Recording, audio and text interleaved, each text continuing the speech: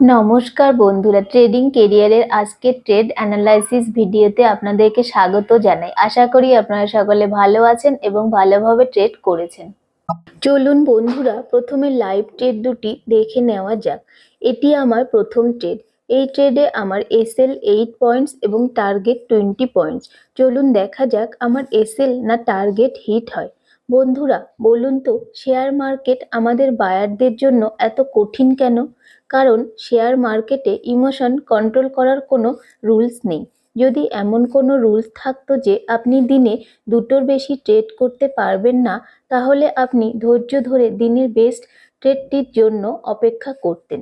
কিন্তু এমন তো হয় না। দিনের বেস্ট মুভ আসার আগেই আমাদের 5বার ট্রেড করা হয়ে যায়। বন্ধুরা, এই ট্রেডে আমার এসএল হিট হয়ে গেল। আমি 2400 টাকা লস বুক করলাম। এটি আমার দ্বিতীয় ট্রেড। যে ক্যান্ডেল আমার এসএল হিট করলো সেই ক্যান্ডেলেই আমি আবার এন্ট্রি নিয়ে নিলাম। এই ট্রেডে আমি কোয়ান্টিটি একটু বাড়িয়ে দিয়েছি, কারণ আমার এসএল মাত্র 5 পয়েন্টস। যাই হোক, এটি আমার লাস্ট ট্রেড।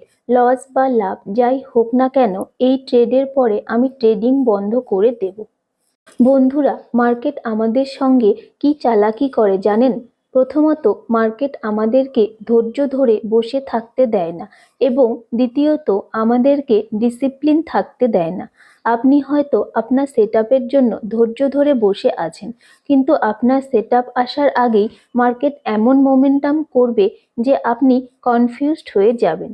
আপনার মনে হবে মার্কেট হয়তো আজকে আপনার সেটআপ তৈরি করবেই না। এই ভেবে আপনি ফোমো এর বশবর্তী হয়ে ভুল ট্রেড নিয়ে ফেলবেন। আবার আপনি হয়তো 20 to 30 পয়েন্টস টার্গেট রাখলেন। মার্কেট আপনাকে আপনার টার্গেট দিয়ে দিল। এরপর মার্কেট আরও 70 to 80 পয়েন্টস মুভ দিল। এবার আপনার অনুশোচনা হতে শুরু করবে। পরের দিন মার্কেট আবার যখন আপনাকে 20 to 30 পয়েন্টস টার্গেট দিবে, তখন আপনি আরও বড় টার্গেটের অপেক্ষায় বসে থাকবেন এবং আপনার পুরো প্রফিটটা জিরো হয়ে যাবে। এইভাবেই মার্কেট আমাদেরকে ডিসিপ্লিন থাকতে দেয় না। তবে বায়ার হিসাবে আপনি যদি সাকসেস পেতে চান, আপনার মধ্যে ডিসিপ্লিন এবং পেশেন্স এই গুণ দুটি থাকতেই হবে। আপনাদের সঙ্গে গল্প করতে করতে আমার টার্গেট চলে এসেছে। এই ট্রেডে আমার লস রিকভারি হয়েও 9500 টাকা প্রফিট হয়েছে। চলুন আজকের ট্রেড দুটির লজিক অ্যানালাইসিস করা যাক। মার্কেট আজ সাপোর্ট এবং রেজিস্ট্যান্স জোনের মাঝে ওপেন হয়, তাই আমি ওয়েট করতে থাকি। এরপর মার্কেট একটি স্ট্রং বেয়ারিশ মুভ দিয়ে সোজা সাপোর্ট জোনে চলে আসে এবং প্রায় 1 ঘন্টার মতো সাইডওয়েজ হয়ে যায়। এরপর মার্কেট আপসাইডে মুভ করতে শুরু করে এবং আমি ওয়েট করতে থাকি। আমি এখানেও কোনো ট্রেড নেইনি, কারণ এই মুভটি এই বেয়ারিশ মুভের পুলব্যাক হতে পারে।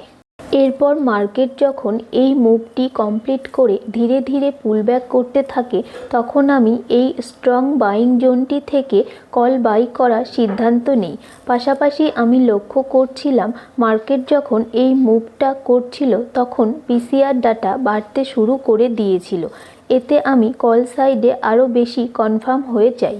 বন্ধুরা, প্রথম ট্রেডটি একটু আর্লি হয়ে গিয়েছিল, তাই আমার এসএল হিট হয়ে যায়। কিন্তু যে ক্যান্ডেল আমার এসএল হিট করলো, ওই ক্যান্ডেলেই পুনরায় স্ট্রং বাইং আসে, তাই আমি ডাবল কনফার্ম হয়ে যাই এবং কোয়ান্টিটি একটু বেশি নিয়ে নেই। অল্প সময়ের মধ্যে মার্কেট আমাকে আমার টার্গেট দিয়ে দেয়। ওকে বন্ধুরা, আমার ভিডিওটি ভালো লাগলে প্লিজ লাইক, শেয়ার, কমেন্ট এবং ফলো করবেন। ধন্যবাদ।